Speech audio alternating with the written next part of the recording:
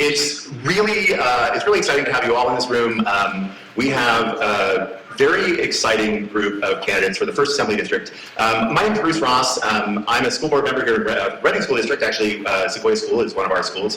Knowing that there was an open seat for the Assembly and 4 pretty strong candidates running, I thought particularly that it'd be great to have our school board members from the community a little more engaged in that political process and sort of making sure that we are connected to the people who are going. One of them is going to be our next Assembly member, and we want them to know our concerns and be connected and just build those relationships and hear from them. So I really appreciate you all being here tonight. It's not just school board members. I've got some educators, I've got some parents, I've got some people from the community college and from early education, some people from the media. I really appreciate you guys being here. And most of all, I appreciate the candidates. I do want to say, I don't know if you guys are familiar with the 1st Assembly District, but it is 11 counties, all of 9, part of 2 more. It's probably the most mountainous district. There's not a straight road in it. And they are running between now and March, and you can imagine what the weather's going to be like in those communities. So it's really a slog what they're doing.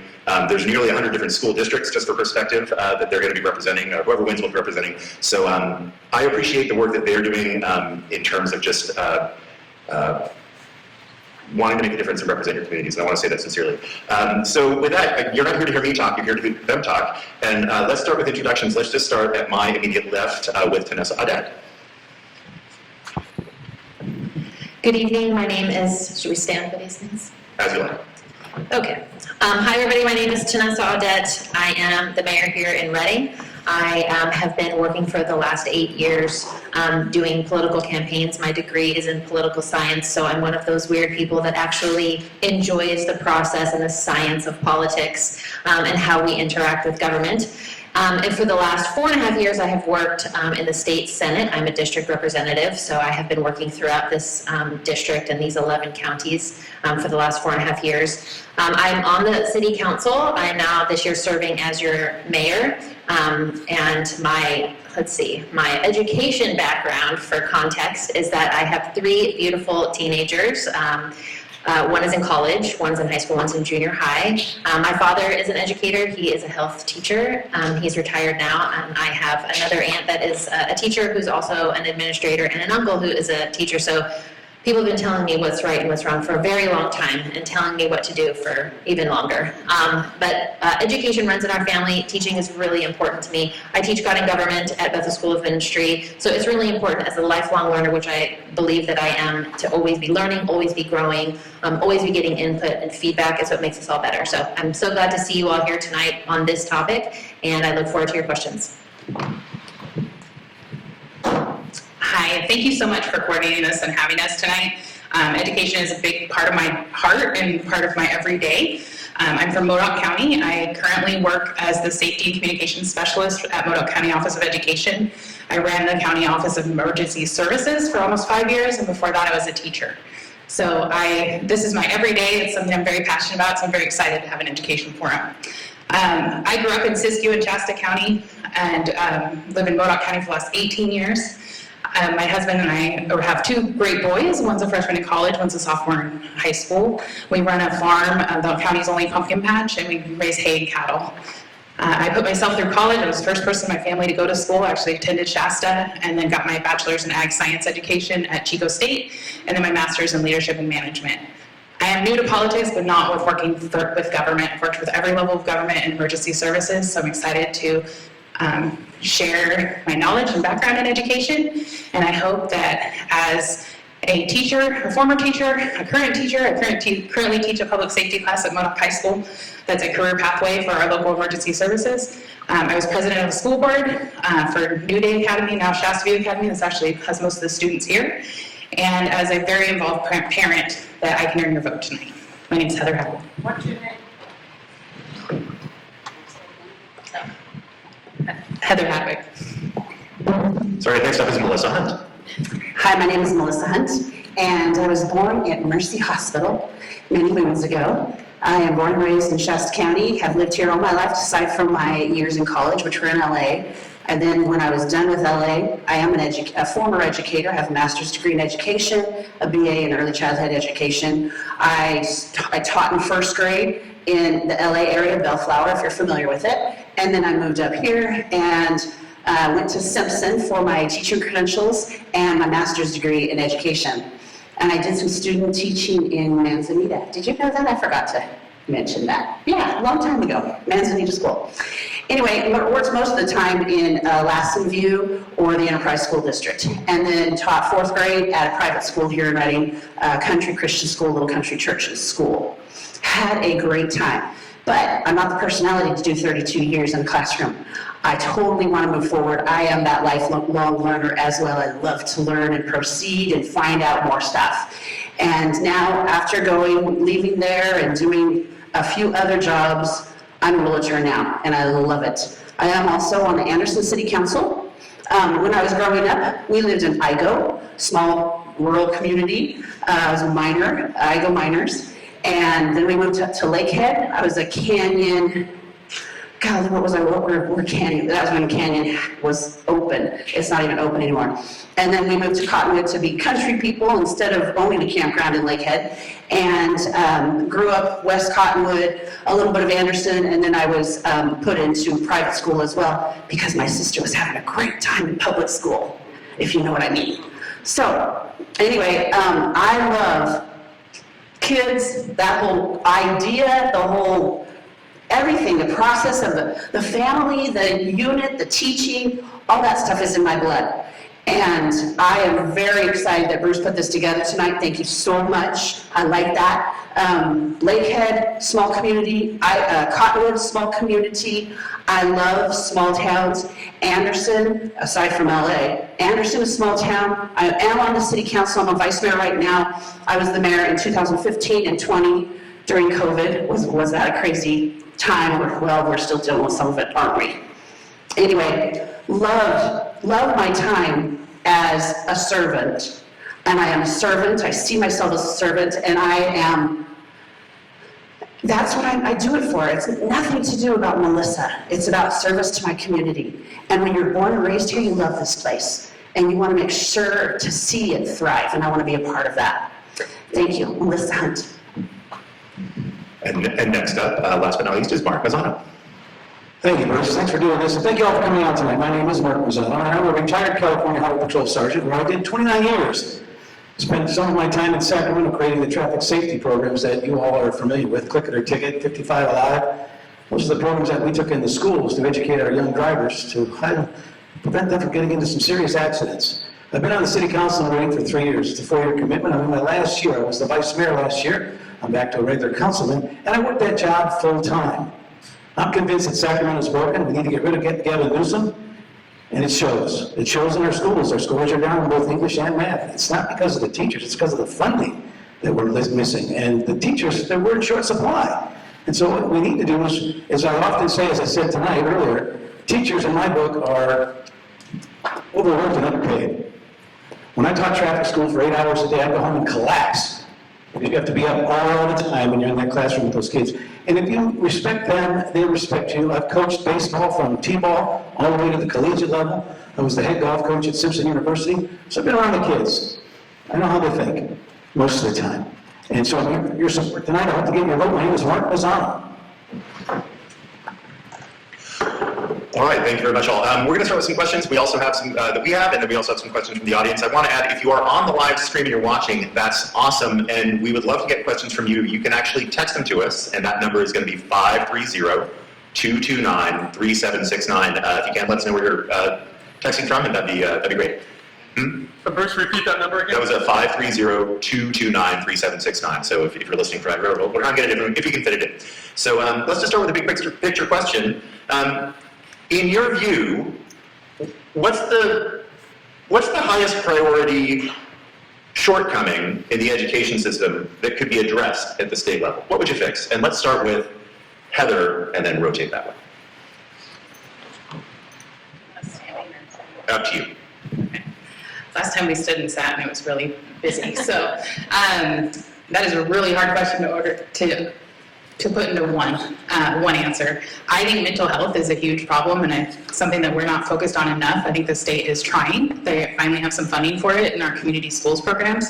But it's a huge hole, especially in our rural schools where they don't have the funding to have a counselor on site I'm working with Tule Lake Basin Joint Unified District right now. They sit in Siskiyou County, but are under the Modoc County Office of Ed.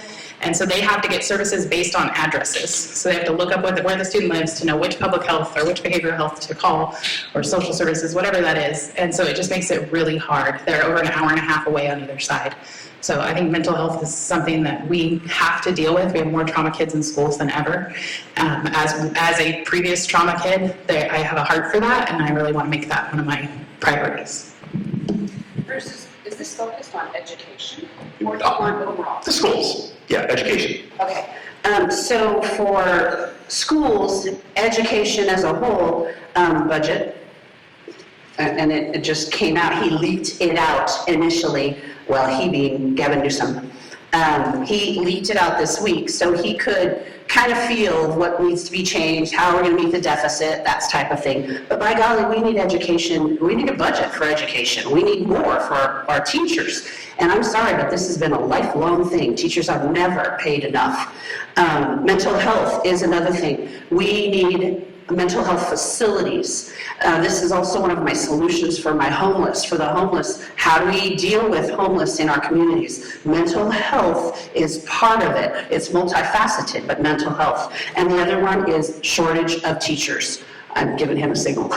Shortage of teachers. We have to put on some sort of a marketing for our teachers and public safety when it comes down to it, because they have such a bad rap. Nobody wants to go into those professions. Thank you. Well, for me, I would say the highest priority is certainly going to be in the North State. That's all I'm going to talk about tonight is in the North State, is the shortage of teachers. That's paramount right now because these kids that are coming out of college that want to teach, they're going into metropolitan areas where they make more money.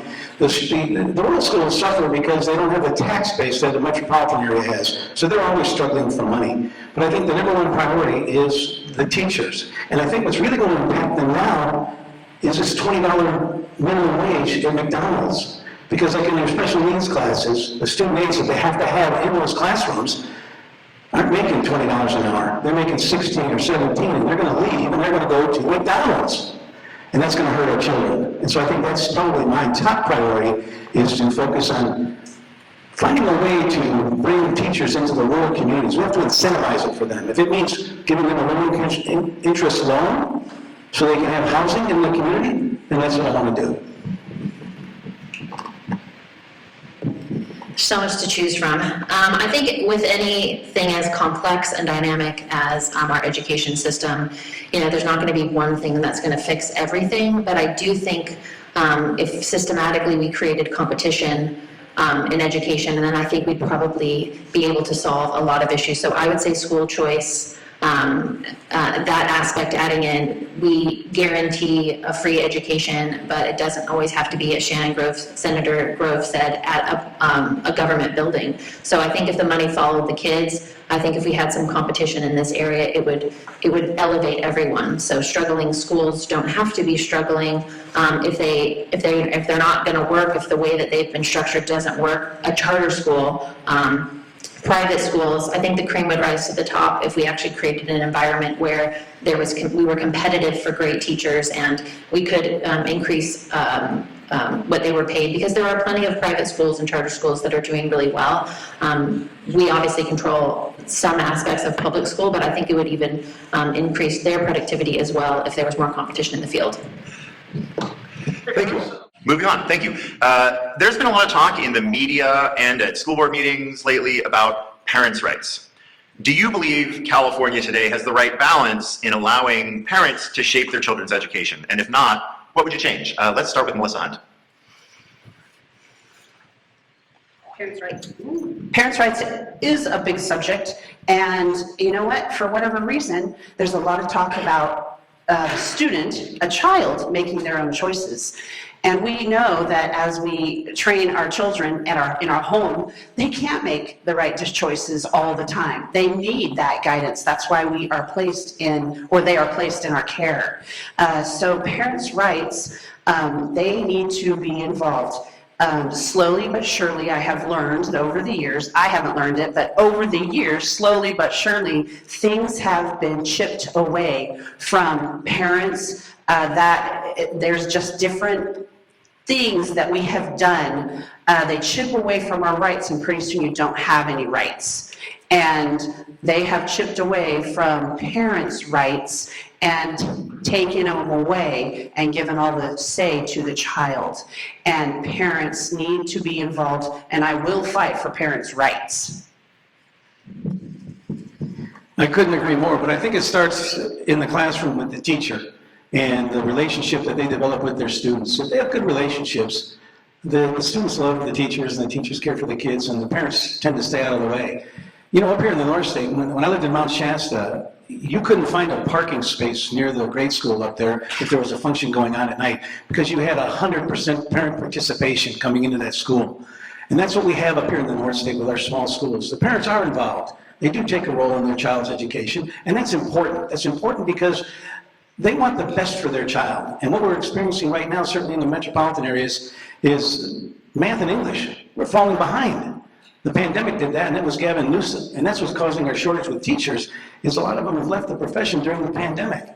And we need to bring them back. We need to bring them back and show them the appreciation and get the parents to join in that welcoming, to bring them back into the classroom so that we can give our children the education they need. Thank you. So as long as I have had kids, I've been involved in PTAs and PTOs and moms groups and MOPS groups and all the different groups to, support my kids and support the teachers. And if anything, there's always just been the constant drumbeat of please get more involved. Parents need to be more involved because, with every right comes a responsibility. And so I think it is the role of the parent, which we're going to have these kids their whole lives, to be a part of every aspect of their life. And I have never had an experience where teachers wanted me to have less involvement or the administration wanted me to be less involved. So on this debate of parental rights, especially up here when we're talking about it in our local school districts, it's not the same struggle that they're maybe having down in LA and in other larger metropolitan areas. But I think at the state level, when we're discussing this, I think it's important to remember it is in the child's best interest to always have their parents involved in every aspect of their life. Even if it's, not the best situation, it doesn't mean that those parents aren't going to be there and need to continue to try. So I think anything that would create division between parents and children, anything that would keep secrets from them, is certainly nothing that I would ever support. I think that education is a partnership. It's a partnership between the parents and the schools, and we cannot do it without one or the other.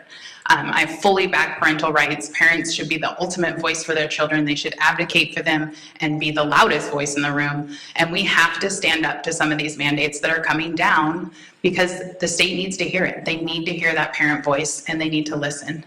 I think that we need to keep social and political agendas out of our classrooms. There is absolutely no reason, nothing productive will come from that. I believe that parents should be involved, and we are very blessed in this district to have a lot of really involved parents that are helpful, and we couldn't do without them. But we have a lack of parenting in our entire society. So you have a lot of parents that don't show up for their kids. They don't send their kids with their basic needs met, and that just makes the teacher's job and the administration's job harder and harder. Kids cannot learn if they're hungry, if they're tired. Thank you. Thank you for respecting the timekeeper. Charter schools are the focus of pretty intense legislative arguments in Sacramento. And the legislature recently gave school boards more authority to reject charter applications, in part for economic reasons, if they believe that they will heavily impact the district. Do you believe there are too many charters, too few, or are things just right with our current system? Let's start with Mark Mazzano. I don't think there's too many of them. They fill a need, but I can tell you that the charter schools, there's a little bit of room there for some oversight.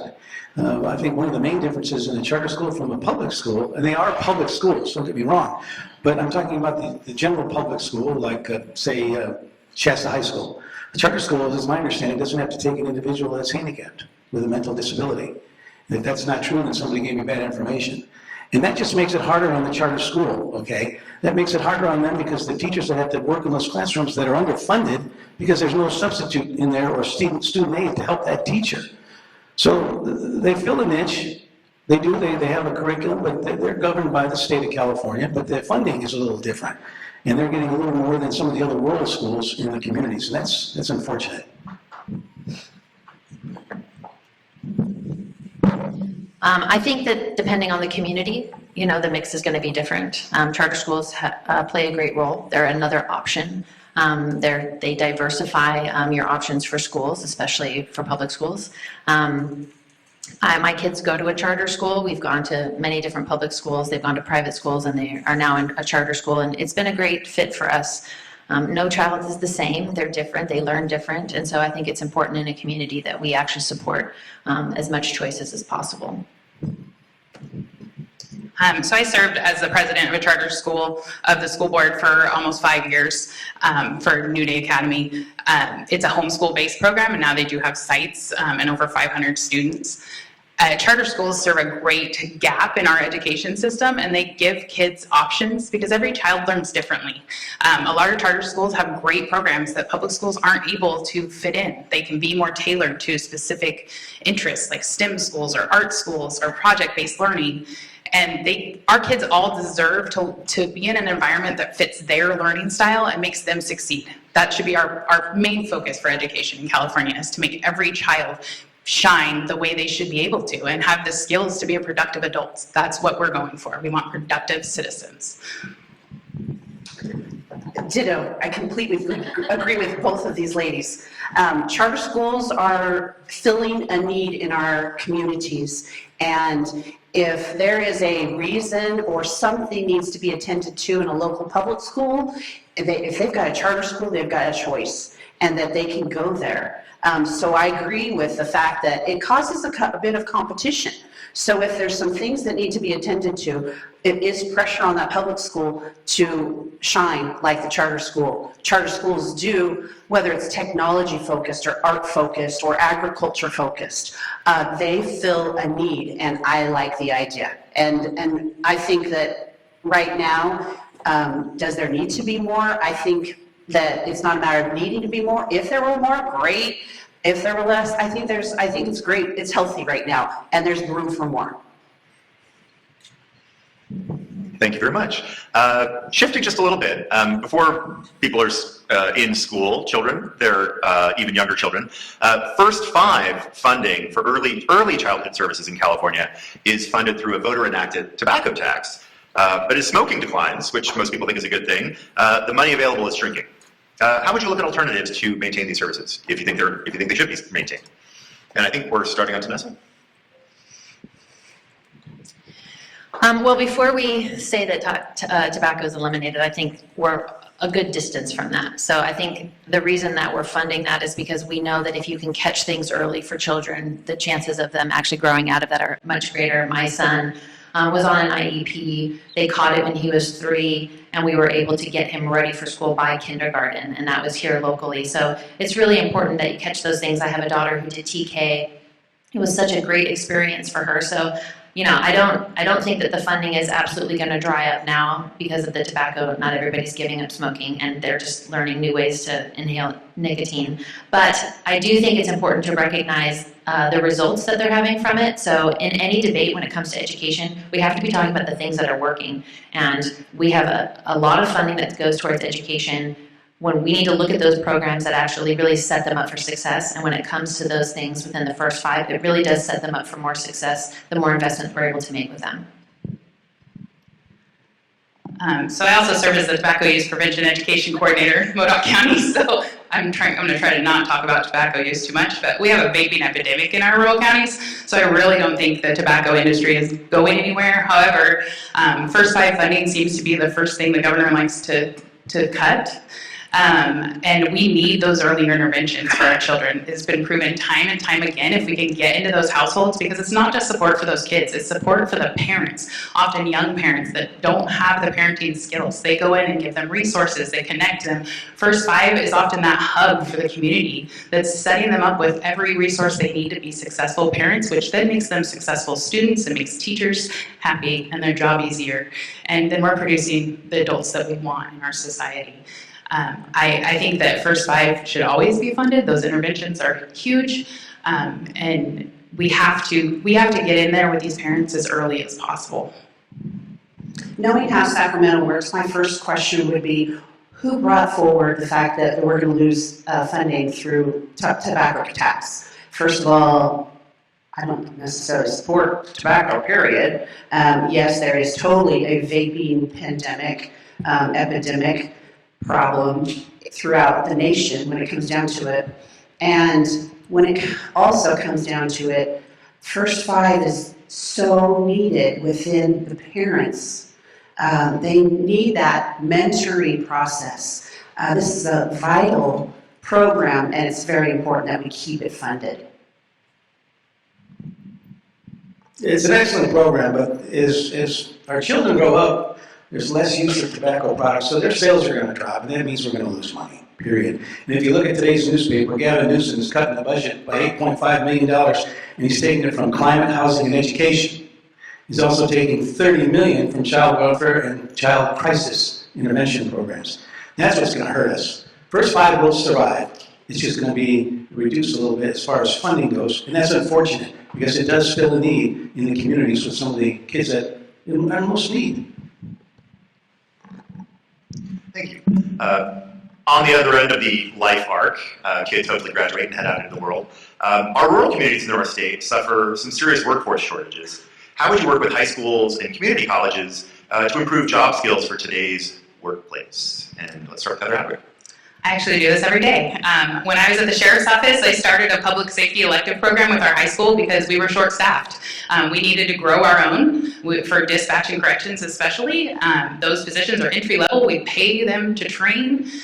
So we started this class. I still get to teach it even though I'm at the County Office of Ed now, which I'm very grateful for. I have 34 kids in this class that are interested in law enforcement, fire, and OES.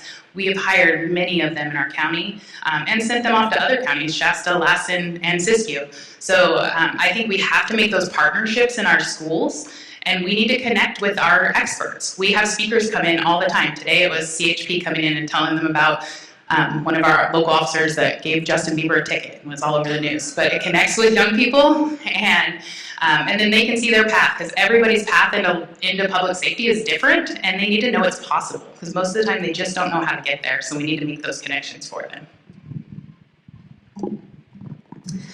My name is Melissa Hunt. My father had Hunt's Electric Motor Service here in Reading. Dad's been gone for a few years now, but Dave, I was just visiting with Dave today who runs it, and Dave said that he doesn't know what he's going to do when it comes time for him to retire. Who's going to take over? Who's going to rewind motors? He said last year he rewound one motor, but he fixes numerous things. And those are the types of classes we need to be offering. They could be in charter schools. They could be in our high schools. They could be in our public schools.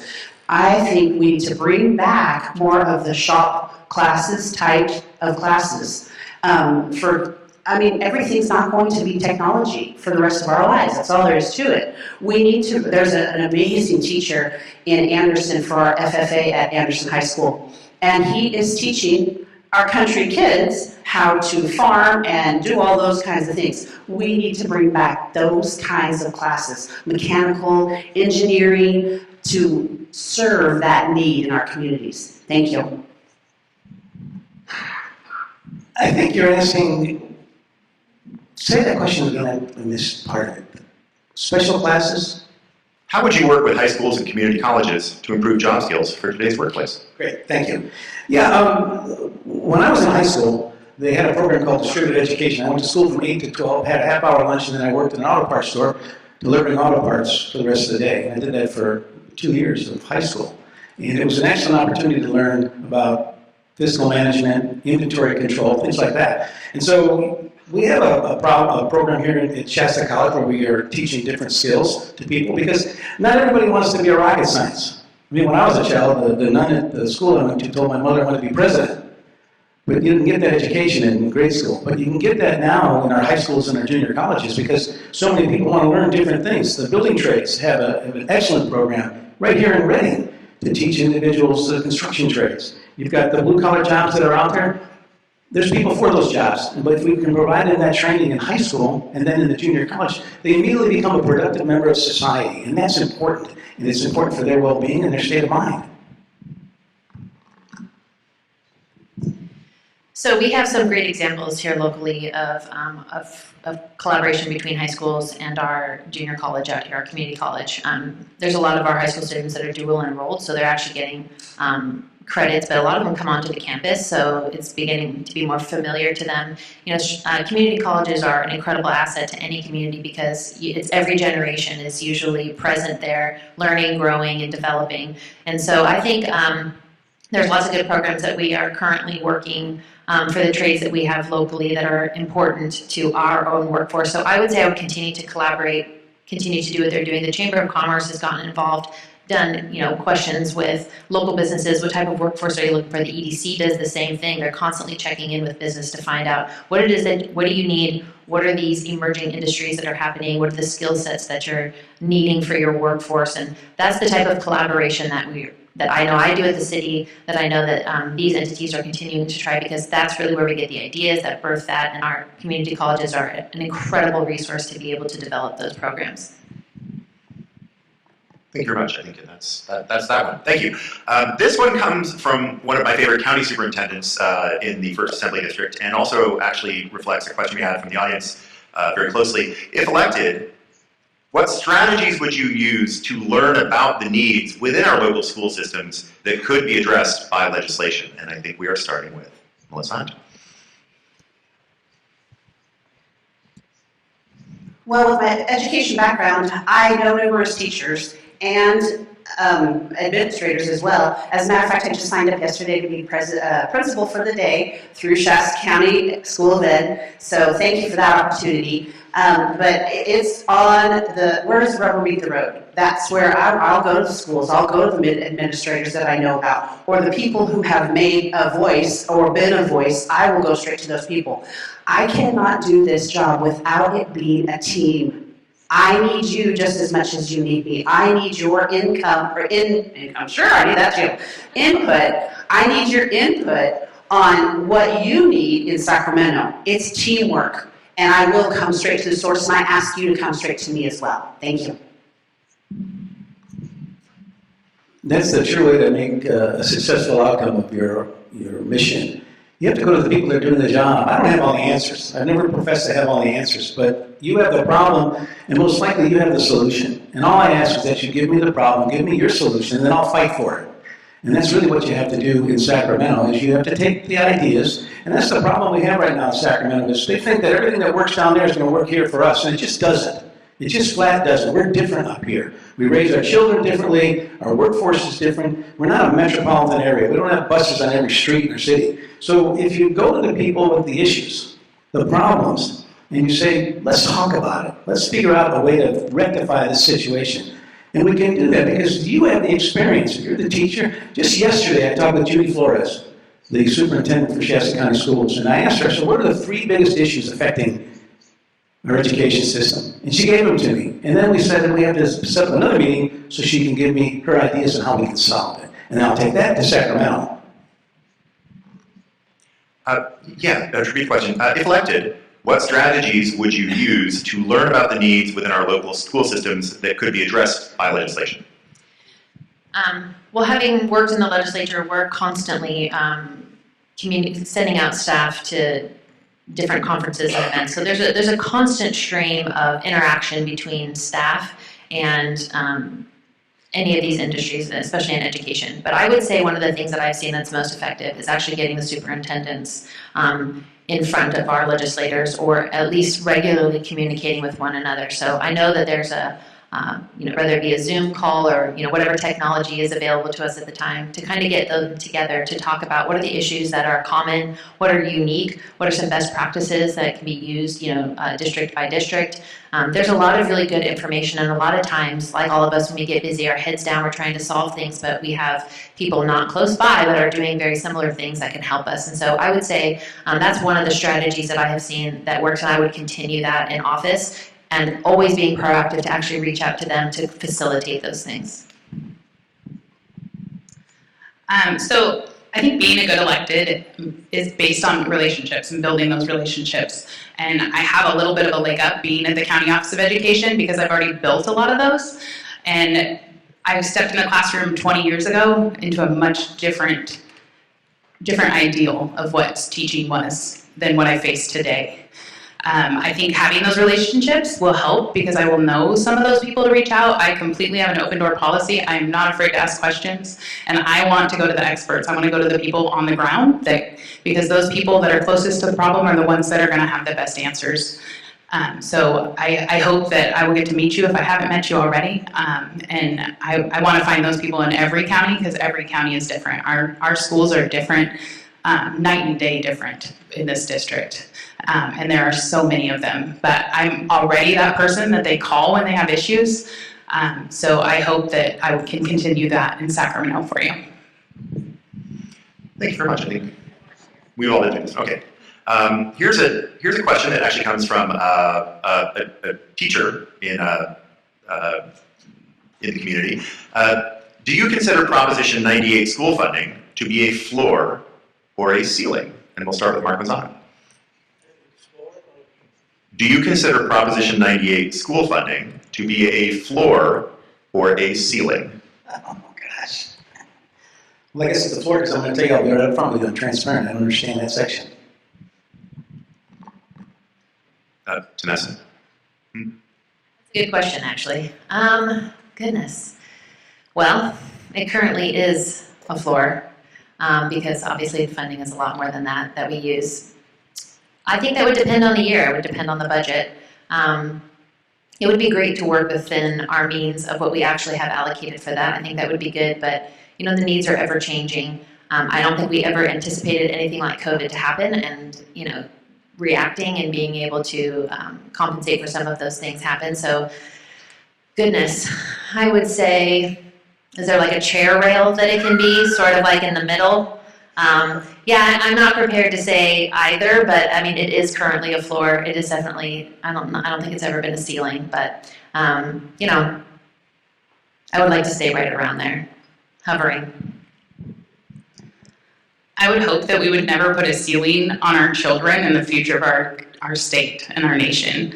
I agree that it's seen as the floor right now, but it shouldn't be.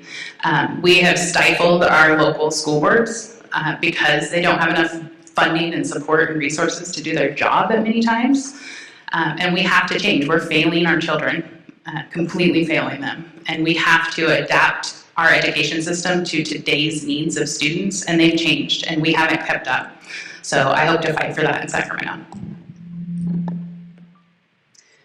I know as a former educator, this is not a 60-second answer. It's a conversation that we have to have. I pray as well, it's not a ceiling. We need more funding in education, period. Thank you. All right, next question. I think we're starting with Tanessa Audette. Would you support a state initiative for voucher funding? Voucher funding or to provide vouchers? To switch to vouchers? To provide school vouchers, yes. I would want to provide school vouchers. I do think that choice and competition actually brings out the best in everybody. And those vouchers could work. Obviously, we already have the funding, so it's not in addition. I don't think money is the problem. I don't think that money is the issue because there are schools that operate off of a lot less money and still are able to get results. I mean, we could throw all the money in the world at it. It's still not going to solve the problem if we don't have good systems and structures, if we don't figure out what those individual kids' needs or your community needs to be able to help them to achieve. And they don't all have to achieve the same, but we do need to be able to graduate students. You know, having only 30% proficiency in science is just not going to work in this day and age. You know, we're having a workforce problem because we have kids that aren't prepared for the jobs that we now have. And so if that's going to be more education at our community colleges, the strain is going to be there. But vouchers, I think, creates competition, which I think creates a better product. I would be in support of vouchers. I think parental choice is a good thing. Sadly, in our district, there's not a lot of choices. That vouchers aren't going to change it for a lot of our small towns because they only have one option unless they want to homeschool. So I also do not think money is the problem. I think we need to change the way we do education. And I think with the new community school movement, I think we're on our way. I think a lot of our rural schools are already having to do that because they have to fill those holes because they don't have a choice. They take care of those kids and and fit with what holes they have at their system. But I think until we have a paradigm shift and we stop thinking of the teachers as the workers and the student as the product, and we start thinking of the student as the workers and their knowledge as the product. I absolutely encourage and like the idea of vouchers. I believe it goes hand in hand with parental choice. I also feel that it definitely is a money issue, because if that Heine is not in the chair, that school is not getting that money. So the competition is a good thing, because if this school is losing the Heines in their chairs, they're going to do something about it in order to keep those Heines in those chairs instead of them going to other schools. Thank you. Well, as far as the voucher funding goes, I would want to say, what's the reason for using it? You just don't like that school and you don't want your kid in that school? That doesn't mean just because you move that student to another school that they're going to get a better quality of education. So the money, that's an issue, because they do get paid based on the number of students they have in their classroom. That's basic. So for the voucher funding, it is a way out for some parents. It could be a host of reasons for wanting to move that student to another school. I think it's a good program. I don't think it's the answer. You've got educational problems in every one of our schools, from grade school all the way up into the collegiate system. And we have to work on that. We have to fix that. And the voucher program might help with that, but it's not the end-all solution for it. Thank you. We're going to go to one from the audience, and this is, starting with Heather Hadwick. What is your position on parental notification and the issue at Anderson High School and Attorney General Ponch's involvement? So I think we need to get back to local government being able to oversee our local schools. Our school board members, our teachers, our parents, you know your kids. They know their communities, they know their needs. They should be allowed to make those choices. I commend Anderson for standing up for that. Parents should always be involved in decisions with their kids, especially if they're life-changing decisions. But parents always have the right to know. Anderson City Council and Anderson High School District School Board have their meetings on the same night, so I rarely get to go to a school board meeting, but I was able to go to that board meeting and speak up for the parents when it comes down to it, families, for the kids. So I went and spoke up for parental rights in the high school. I also encouraged, as a council member in the city, I encouraged the school board members to be brave and say no to the state. We, as a council, took that stand during COVID when they were trying to push mandates on us. I said, we took a stand and said no mandates. We were free in the city of Anderson. So I encouraged Anderson High School to do the same. So I definitely say, yes, the parents have a say. They need to be communicated with. Communication is always the key. Thank you.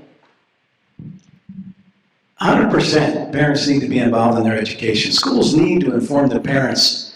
This isn't a hospital, this isn't HIPAA that we're talking about. We're talking about an education of your child, and you better be involved in it. The teachers better be able to talk to you about it without any repercussions. We've got, 4 different bills right now, 665, 957, 1078, and 1352, all that want to mess with our children's education and the rights of our parents and the notification of those parents without making life difficult for that teacher. You get a 2/3 vote and you can have them removed. That's ridiculous. I want to know what's going on in my child's classroom. My children are grown and gone, so things are changing in my house, but I still think that's a fundamental right for a parent to know what's going on with their children in their classroom. So on the issue of parental notification, absolutely, I think parents need to be notified of anything that's happening with their children.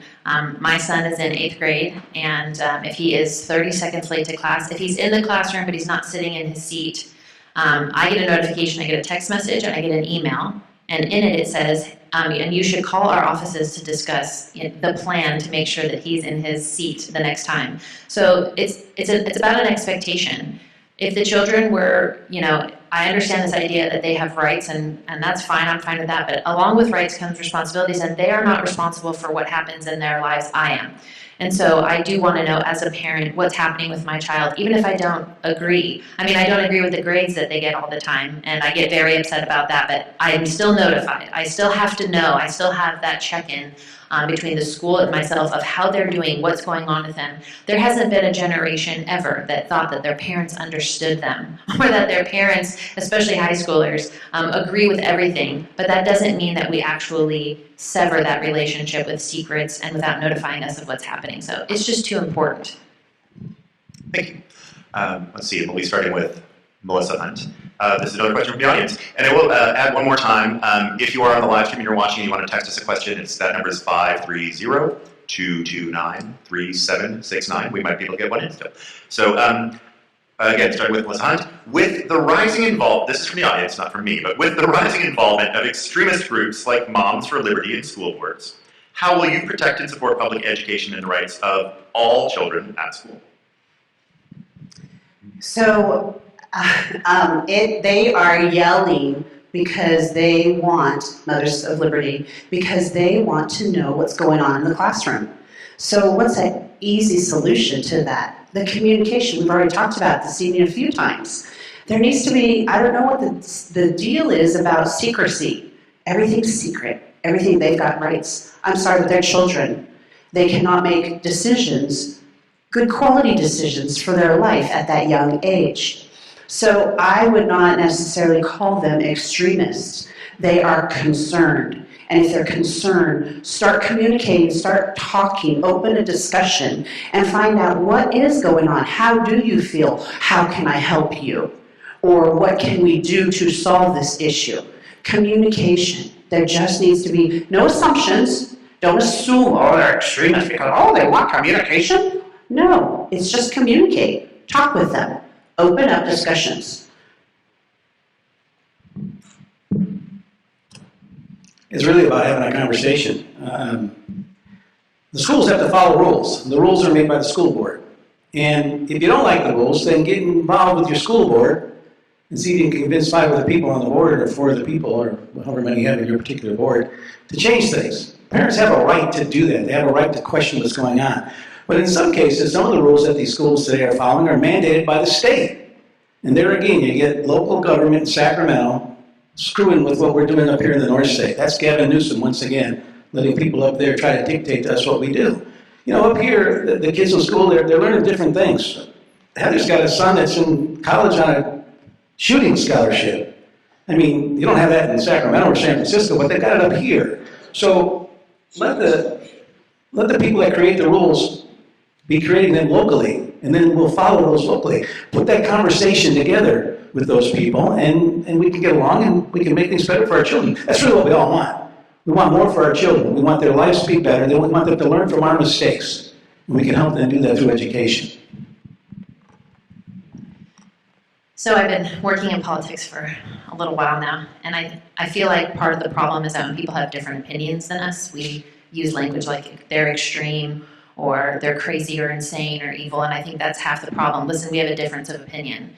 The left and the right disagree on how we are handling parental notification, how we're dealing with what's happening with gender identities and these types of things. They should be discussed. We should be talking about it. We should talk about the differences that we have. We should talk about a solution, because in the middle of it are kids trying to find themselves, trying to express themselves. And again, in every generation, this is what happens when you're in high school. This is what happens in different households. You know, you're expressing it differently. And so, you know, I think at the crux of it, the moment that we sit here and say, parents no longer have the right to be upset, or you no longer have the right to talk to my children about this as a teacher, that's not going to work, because that's never going to happen. Parents are never just going to abandon their children, and teachers are never going to just not care about what's going on with them. So we need to have a greater dialogue about this, and I don't think that calling a group of parents who care about their kids extreme is going to solve the issue.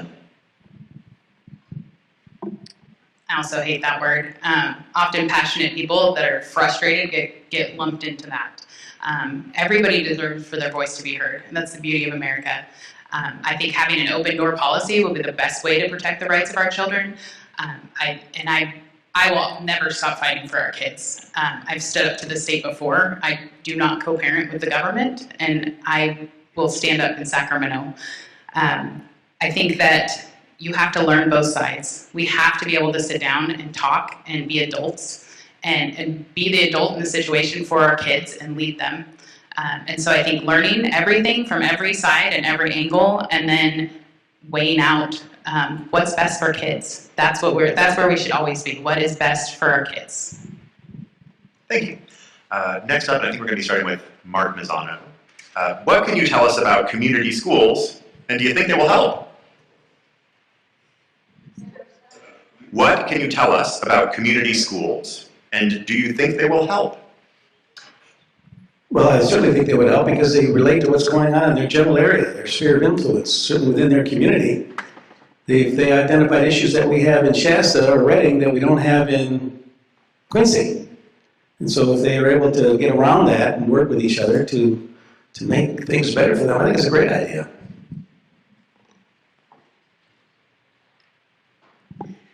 Do you work in a community school as well? Yeah. Should we just let her answer it for all of us? Yes. Yes. There's just a role to play for all of these. This is the thing. We have an ever-evolving society, and school and public education is really about preparing kids for what's coming, for the jobs that they're having, for the issues that they're going to face, and are we creating resilient children that are able to learn, to adapt, and in your community, and specifically for community schools, is it going to be a place where this individual child has the ability to learn and have the opportunity that other kids that don't have the same expectations of needs has? And so, of course, when it comes to education, I think the more innovation, the more that we're actually trying new things, the more that we are prioritizing funding towards programs and services that work, it's going to be really important to back that, to support that. And I'm sure you're going to tell us. So I'm the community schools lead for Modoc County, but community schools actually I think is what's going to save education in our counties, in our district, and hopefully in the state. It's a movement, not a program, and the governor actually funded it, and it's not siloed so much that we can actually fill the gaps that are happening in our schools. It's bringing in community people. There's advisory committees for every school site or district. It's bringing in parents and having that shared decision making between students, parents, the schools, and the communities. And just building those relationships and hopefully solving some problems. A lot of our schools are already doing this, but the first round of implementation funding is due February 9th. Shasta County is actually our regional directors for this, so it's going to be really, really huge for our district, and I'm very proud to be a part of it.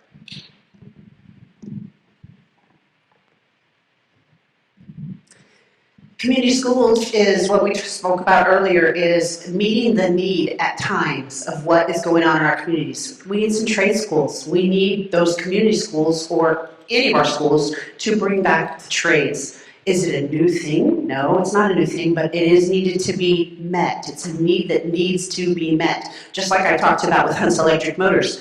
What's the next generation going to do? Are they going to fix their things, or are they just going to sit there and look at it? No, they're going to go to the internet and Google it. How do you fix this? Usually they would take it to Hunt's Electric, but if Hunt's Electric goes out of business because Dave is retired, what are they going to do? Bring back some of those intricate things that are a need in the community, a trade school. It could be anything. My nephew went all the way to Sacramento to go to mechanics school. He came up here, he worked as a mechanic. Every time he went to mechanic school, he went past the CHP Academy and said, I need to be there. And he's now a CHP. But anyway, it's those trade schools that we need to have. Thank you. Thank you. Moving to a slightly different subject. What are your thoughts, and I believe we're starting with Vanessa Audette, what are your thoughts on suspension as a consequence? Suspending kids? Yes. Or forcing parents to have them at home.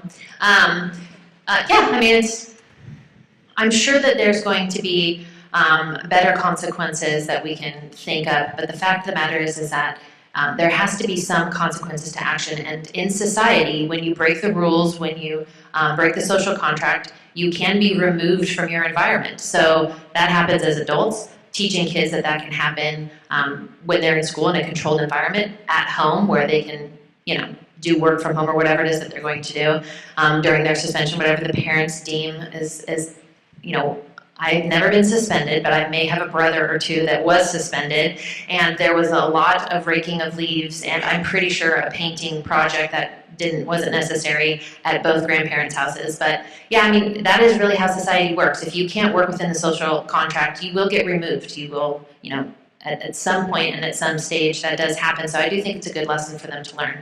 Do I wish there was a better way? Sure, but I think it's worked and it'll continue to work. I think suspension as a consequence works for some kids. Every kid's going to be different. I think it should be a tool that we're allowed to use because it does work for some kids. I can tell you if my kid got suspended, it's going to look a lot different than some kids going home from school. Sadly, most of the kids that are suspended are going home and sitting in their bed and playing video games all day. That is not a punishment. That is not something that they are going to fear next time or something they're not going to look forward to. Some of them try to get kicked out because the school's uncomfortable and they don't like it and they don't want to be there. So we have to have alternatives. I don't think that schools should be punished for having a high suspension rate or put on their dashboard. Every school has their issues. Every kid is different. We should not be lumping it all together and punishing a school for that. So my first question is, why is this being asked? Is there something going on with suspensions right now? Or are they trying to pull them out or not do them? I can actually answer that. The legislature has pretty sharply curbed the circumstances in which suspensions can be issued. Why does that not surprise me? It's coming out of Sacramento. Where else did we get out of Sacramento no consequences and opening the doors to our prisons and letting felons out? From Sacramento. Once again, I started to say we are a community, we are society, we are a state of no consequences. We are without consequences. If you spare the rod, you spoil the child. If you don't discipline them, you're going to have a monster on your hands. A suspension is just part of the consequence process at a school. If they're staying home in the way of playing video games and no parental structure, whatever, okay, in-house suspension, but don't take one of our consequences away. See that's once again, that's chipping and chipping and chipping away to a society, and it's just completely messing up the society that we're dealing with. And we're dealing with a bunch of no consequences right now in the way of what the closing of the jails or the prisons and letting so many out. And where are they? They are homeless, part of our homeless. Thank you. This is true, it's all about accountability, but I think before you get to the suspension, you gotta find out why you're suspending that kid. What's causing that child to do what they did to deserve a suspension? I'm all for it, you've gotta hold them accountable. And sending them home for the day so they can play video games all day is not the answer. When I was a kid in school, if you got suspended, you spent 3 or 4 days in study hall, and you were working. You were working on your assignments and you were maintaining your grades. There's all kinds of ways, you don't have to suspend them. If he's playing football, bench him for a couple of games. I mean, you've got to hold them accountable. That's what's going to happen to them in life. And as a highway patrolman for some 29 years, we held people accountable. Because the children need to learn that if they're doing something that's disruptive, that gets them suspended, they're showing a lack of respect for their fellow students. And that's going to dovetail into society when they graduate and get out of school. So hold them accountable, make them play by the rules, and keep them in school. Excellent, thank you. Next question, I think we started with Heather Hadwick. Coming out of COVID, the governor allocated, and this is over $4 million, toward catching students up socially from what was missed during the lockdowns, called ELOP funding. It's Extended Learning Opportunity Programs, if I'm not mistaken. Do you feel it should be cut if funds need to be trimmed? Well, this says $4 million. I think it's more. So our extended learning programs are such an asset for our schools. Not only is it daycare for places that often have a shortage of daycare, but they are not just sitting there doing tutoring and homework. They're doing all those things that they don't have time to do in the classroom. And a lot of that time it's the fun stuff that they don't get at home. They're not getting in the classroom. And it fills a lot of gaps. It's a huge program for us. Our people sign up in the spring, and we have a waiting list because the kids love it. We have excellent teachers. They do Thankful Thursdays and learn about citizenship and just characteristics that we all want them to just shine. I do not think it should get cut. I have a huge frustration with a lot of the COVID funding because it was so streamlined that it couldn't be used for things that the schools actually needed. But that's a whole other topic. It's definitely a discussion to be had. Should it be cut? Oh, no, don't cut any education funding. And it's a good program, and it's meeting a need. My question is that need still there this far after COVID? Yes, it is. To a degree, yes, it is. Is it more education focused in the way of really catching kids up? Is it focused? Are there studies on it, on each kid? I want to know more in-depth things about it. But no, don't cut anything for education.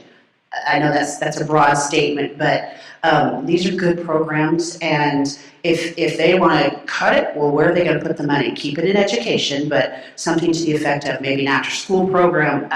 It doesn't matter. But no, I would fight for it to stay because, there's still effects of COVID when it comes down to it. It's only been 2 years, 3 years. Thank you. I'm not going to cut it. I'll tell you, last year I had a meeting with Senator Brian Daly, and Megan, and basically they told us, don't ask for any more money, we don't have any. I said, I'm not here to ask for money, I'm here to ask you not to cut what we've got. In Reading, we rebuilt our police department. We're the most sworn personnel we've ever had with 122 sworn officers. We have 3 firefighters in every truck. We did that without raising taxes. We did it by reprioritizing. So the money's tight in Sacramento, okay? It's absolutely tight. Don't take the money away from this program. Let's reprioritize in some other areas so that we can keep that program going.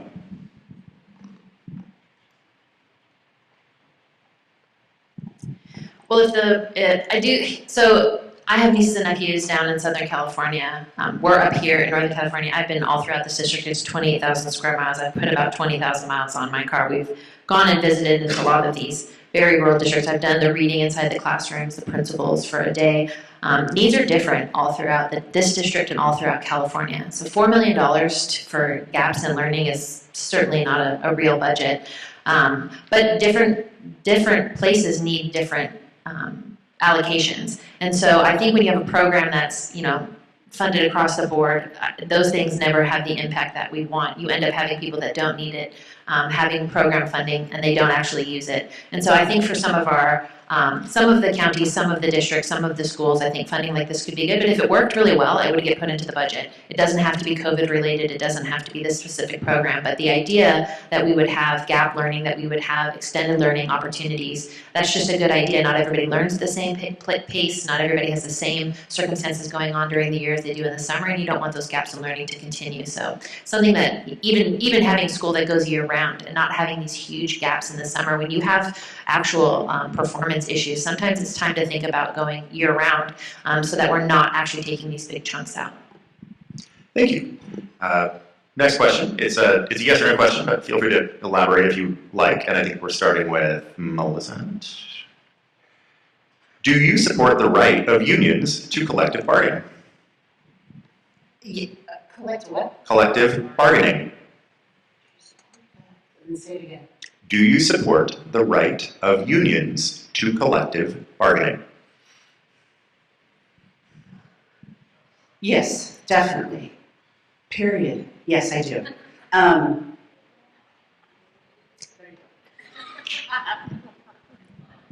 Well, that's a pretty easy one for me. When I was a flight attendant before I became a highway patrol officer, we were in the union. Then I was in the union with the California Highway Patrol for the 29 years. I'm still in the union as a retiree. So 100% I do support collective bargaining. Yes, I believe that is the main function of a union. Yes, I absolutely believe. Easy peasy. This one has a bit of a preface. This is a question from the audience. Private schools typically do not have staff to support special needs students. So public schools end up supporting special needs students. Staff and funding requirements for special needs are much greater, and that negatively impacts funds available for public school students. How would you support special needs students through the charter school system without forcing public schools to carry that load? And I think we are starting with Mark Mazana. Well, as I said earlier, the charter schools aren't required to take students with special needs. They're just not. But if the charter schools are managed appropriately, I don't think they're going to be a burden on the district. Where we need to focus is in the public, in the non-charter schools, I keep saying public, but it's the non-charter school. That's where we're short right now, according to my discussions with Judy Flores, is in substitutes and in student aides for the teachers to assist in those classrooms. You know, in a discussion I had with Mr. O'Malley, the superintendent up in Modoc County, it's the same situation up there. There's a shortage of special need teachers. They just can't get them to go to Modoc County, and that's unfortunate. Those kids up there are suffering. So I don't look for the charter school to be a problem with the non-charter school when it comes to that, because they don't factor into it right now.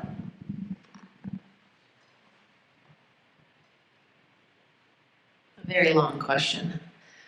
So I don't know that, I do know that that happens. I don't think that it happens with such frequency that it's draining the coffers of the public schools. I know my daughter had some issues at that, and she was at a private school. We transferred her into a public school because that better suited her needs. And living in this area, we actually have interdistrict transfers pretty easily, which is incredibly convenient for parents when they're really trying to meet the needs of their kids. So that doesn't happen all throughout the state, and that's something that I think works really well for us. I think when if it became such a huge detriment, I think that there would have to be an individualized solution for that district. But I think oftentimes they'll leave public school and go into public. That's what I had to do for 2 of my kids, and it worked out great. You know, coming from a different area where public schools don't have the same reputation, they're very, very large. We were pleasantly surprised when we were here, the small sizes and just the absolute integration of parents and welcoming of parents into the process. So if it became I don't think it's an issue all throughout. I think if it becomes a bigger issue, I think it would have to be individualized and dealt with. So charter schools are a public school. They cannot deny children. Especially special needs children. Special needs children have even more rights because we have to accommodate for them, and we do. There's different levels. That's why we have a CELPA coordinator at the county office of education level, so that they can help with that. We just got a brand new private school in our county and never had one, or not that I know of. And so it's something that you partner on, and I wish that we didn't think of it as competition and we thought of it as what fits that child and what will make them succeed and get the best education they can get. And maybe we'll get there, but I want to fight for that. Our special needs students deserve to have the best education they can get, and one that fits what their level is, what they need, but is also inclusive so they can be with their peers. It's really important that we include them. I have 2 special needs kids in my public safety class, and one of them absolutely loves law enforcement and knows every answer every time, and they bring something to our class that would be missing if they weren't in there.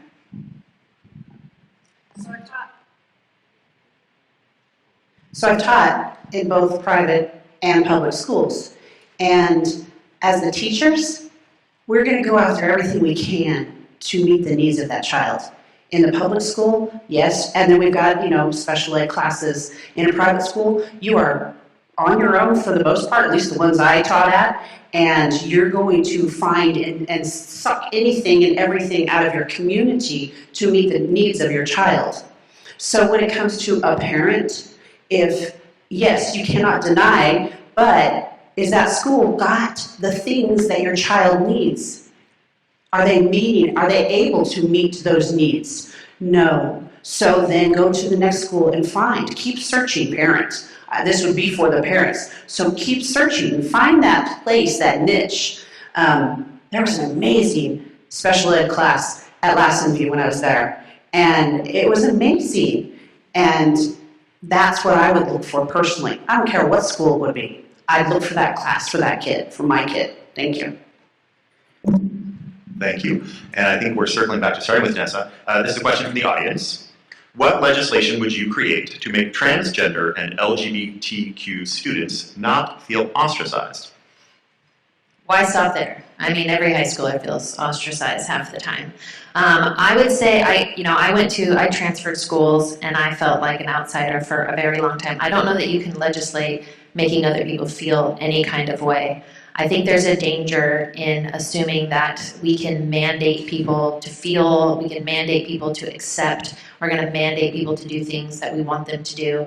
I just don't think that it's possible, and I think when we try, things fall apart very rapidly, and then we start calling each other extremists and all those types of things. So I don't think that's the role of government, to tell people how to feel. to guarantee that they're going to feel good. Do I think safety is important? Absolutely. I was a kid who was hungry. I have a 9 on the ACEs score. I come from some pretty severe trauma. I was hungry at school. I didn't feel safe at home, but I actually loved being in the classroom where they weren't talking about any of those things. I loved that when I got to my math class, all we were talking about was the Pythagorean theorem, which I was really good at, and so I enjoyed that. I loved the escape of actually learning and growing and feeling like my mind was doing something other than just avoiding. And so I do think that, is this an issue? Yes, but is it an issue that is legislated into a better society? No. We have to educate ourselves, we have to grow, we have to listen to one another, and that's, I think, going to be the solution, not a law. I think this is going to be a local decision, not a legislation. Every kid has a right to feel safe in their school environment. They have a right to an education. I hate that this generation wants labels on everything, because we're all have grown up. It's hard, and you don't always feel like you fit. I think that working with the school and the parents and the child to know what they want and keeping everyone safe is where we need to focus and have the schools make those decisions. I can sit here before you and honestly say it is not my goal to make legislation. We have too much legislation. And there's more pilots like, oh, I gotta put some bill forward. No, it's not about Melissa, it's what's your needs. What do you need? And it's not my goal to make more legislation. It's about serving. And yes, schools and parents and families have to meet those needs of any student. Don't put labels on students. So I have to say it needs to start at the local area, the family unit, the community of the school. Let's just be kind and accept everybody. Come on. Thank you. I think what you're talking about here is bullying. We've been dealing with that for years in society. And I don't think you need to legislate that. There's an education process there. I think the schools are doing that. They've got programs in their curriculums to talk about bullying and teaching our young children the right and wrong ways to do things. And that's what's important. I mean, teachers become teachers because it's a calling. It's something that they want to do. They want to be around the children. They want to educate them. They want to watch their minds grow. And the teachers are committed to doing that and teaching those positive behavior roles so that the students aren't bullying other ones. And I think the school administrators should get behind that. And I often see that they do. They don't want the children to be in the classrooms being bullied. And so let the teachers handle it and let them educate the students. And because it's wrong. It's wrong to bully another child, regardless of what their status is and what they feel that they are in society. Thank you. This one's going to be starting with Heather Hadrick, and I think this is going to be our last question of tonight, and then we will have a closing statement. So most people in California think Redding's a pretty small town, but as you guys have learned driving around the First Assembly District, we're kind of a big city, and you can get into a lot of really small communities.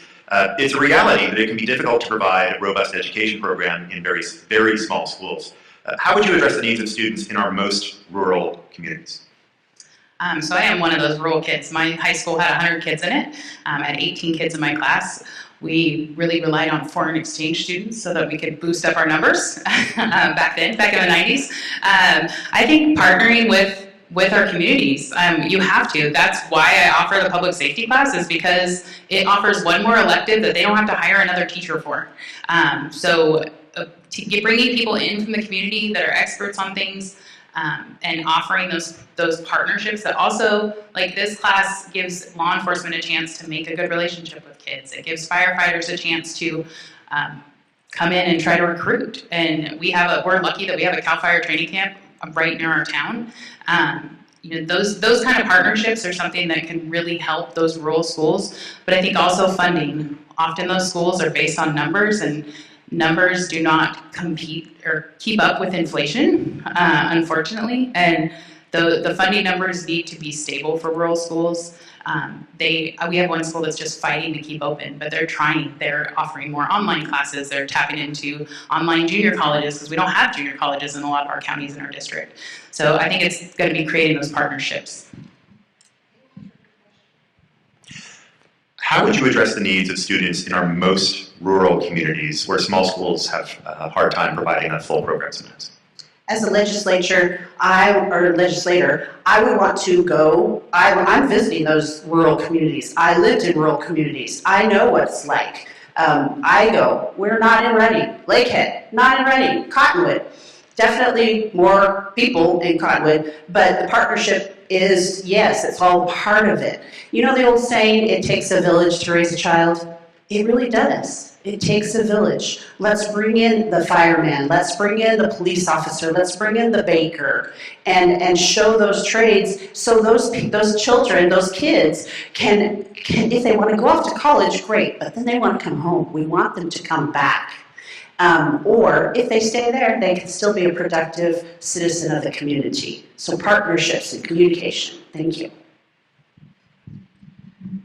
Well, I happen to know that Heather's son wants to stay in the Midwest. He's having a good time there with the college he's going to. Look, the rural schools, we're out there, we're talking to them. We're traveling all over this district. It's 20,000 square miles. It takes about 8 hours to go from one end to the other. And you talk to these schools, they're struggling. The small schools are struggling. They got all kinds of transportation.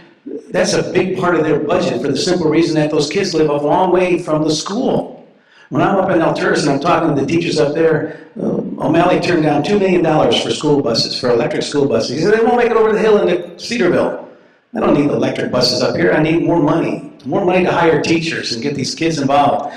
I think, and one of the things that really sits with me with kids, and this goes to every age group, I would say, you know, you can, as a parent out in the audience, you can talk to your child until you're blue in the face about an issue or subject.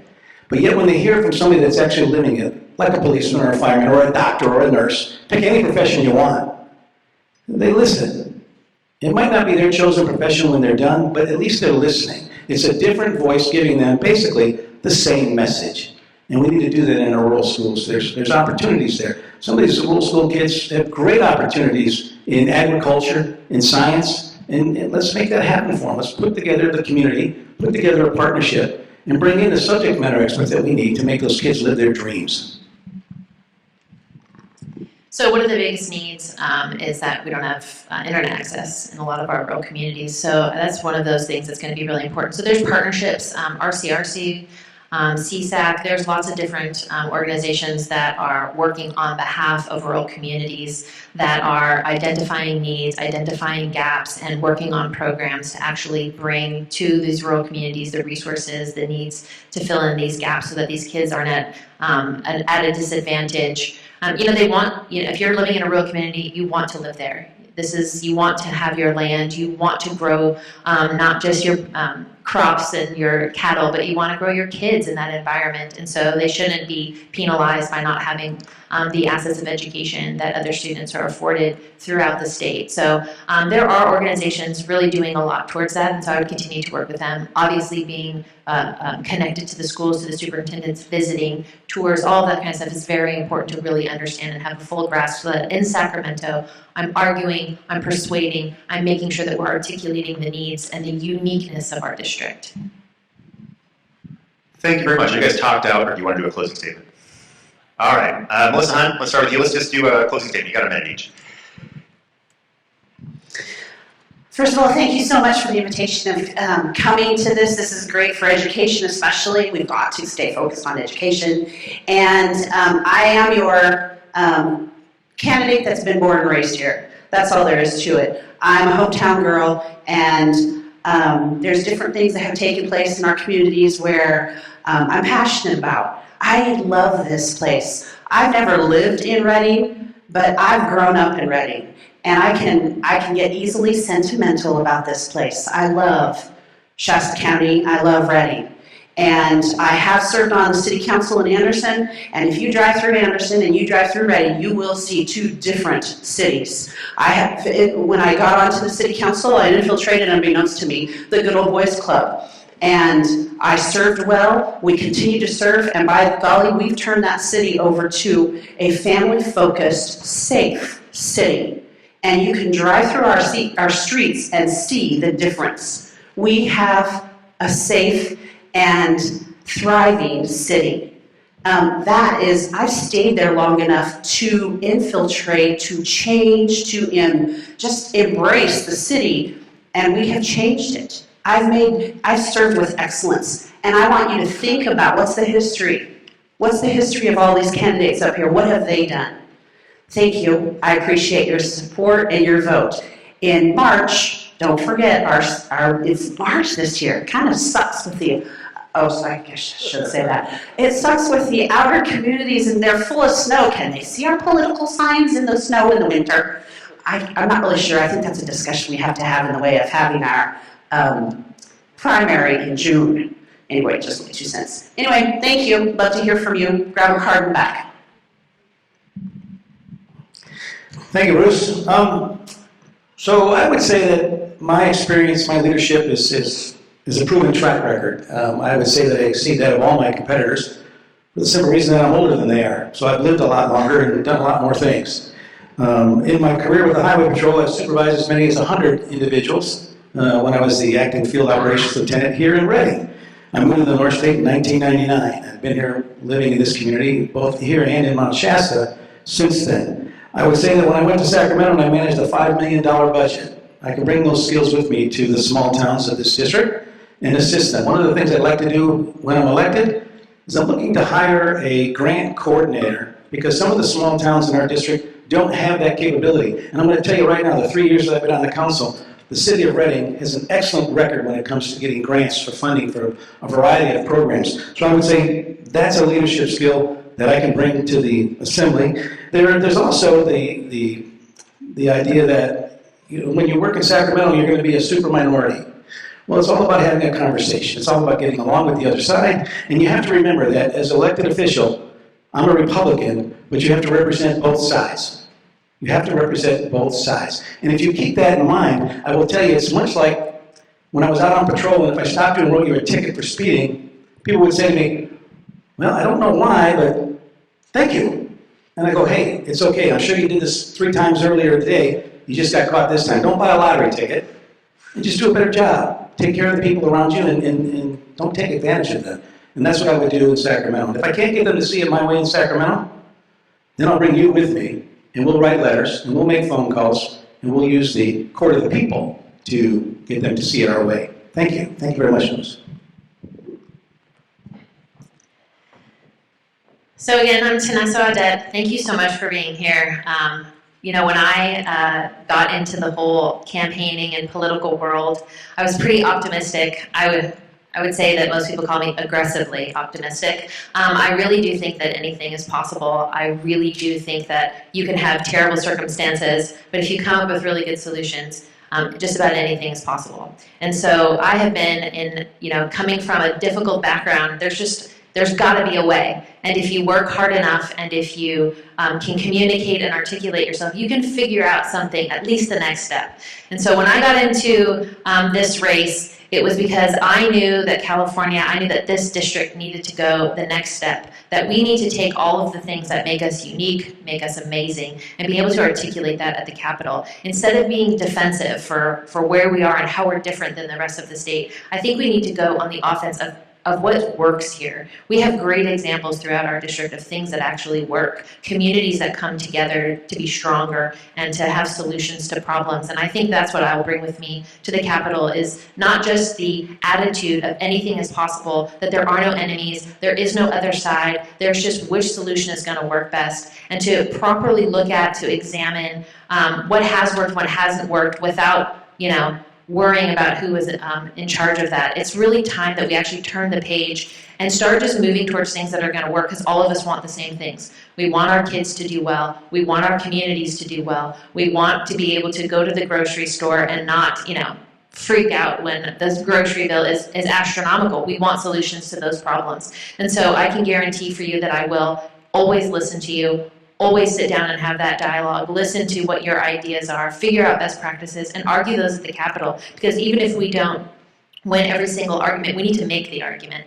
And so my name is Tanessa. My website is votetanessa.com. I would like your support. I have been endorsed. This district is huge, 11 counties. There are 3 other Republican groups that have endorsed me in El Dorado and in Placer and Nevada. So this message is resonating from the top of the district down to the bottom of the district. And that's important because the people that do this all the time want someone that's going to get in there and is going to get something done. And so my door is always open. My phone number is on all of my literature. It's on everything. So email me, call me. Let's sit down and talk about your ideas. Thanks.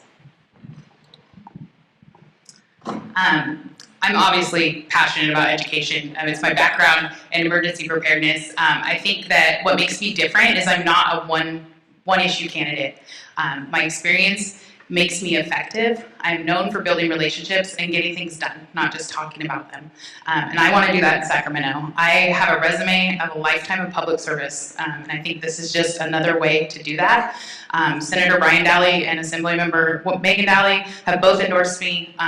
The Association of California School Administrators has donated my campaign because they like that I have that classroom experience, but also at the COE level, County Office Ed level, sorry, we live in acronyms. I really feel that I can make change happen, and like you, I'm frustrated with where our state is headed. I want the California that I grew up in. I want my kids to come back here and live. Like Mark said, my son, that's a lot of why I'm running. He doesn't want to come back. He loves the Midwest. And the values that we hold dear are true there, and they're not fought every day. But I'm willing to go to war. I'm willing to fight. I want to save our quality of life in our district. Our district is the perfect example of why those blanket mandates and blanket policies do not work. We are so different. And we have to have somebody that can explain that and have the conversations and work together and get things done. So my name is Heather Hadwig. My website is votehadwig.com. Please follow us on social media and everything. I feel like I'm on the road 25,000 miles in my car. Went through a snowstorm to get here tonight because I'm that passionate about education. And with that, that concludes our program. I want to say thank you very much to all the candidates. Can I get a round of applause for their hard work? Yes. Thank you. Bruce, sorry. I'll get in trouble if I don't do this. What? I'd be honored to earn your vote. My wife tells me I have to say that after every event. I'm sorry, I forgot. All right, got to check that box. I would say, to all of you who are here, you are obviously very engaged in these issues. If you saw something, if you heard something you really liked, tell a friend. Consider an endorsement if that's something appropriate, given your life station, if you're part of a group. Share that word with them because these people are working really hard to try and get their names out there and get their messages out there, and they need all the friends they can make in the next 2 months. So anyway, thank you all for joining us tonight, and have a great evening.